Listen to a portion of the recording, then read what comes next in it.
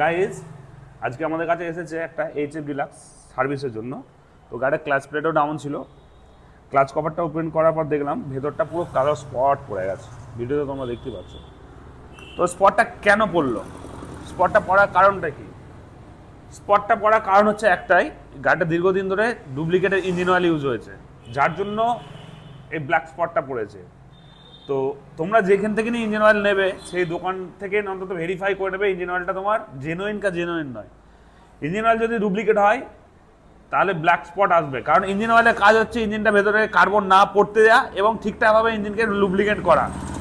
গাড়ি যদি ঠিকঠাকভাবে লুব্রিকেট না হয় তাহলে কিন্তু কোনোভাবে স্মুথনেস পাবে না, যে গাড়িটার মধ্যে পারফরমেন্স দরকার সেটা কোনোভাবে আসবেই না। তো টাইম টু টাইম তোমরা ইঞ্জিন অয়েল চেঞ্জ করবে এবং জেনুইন ইঞ্জিন অয়েল ইউজ করবে।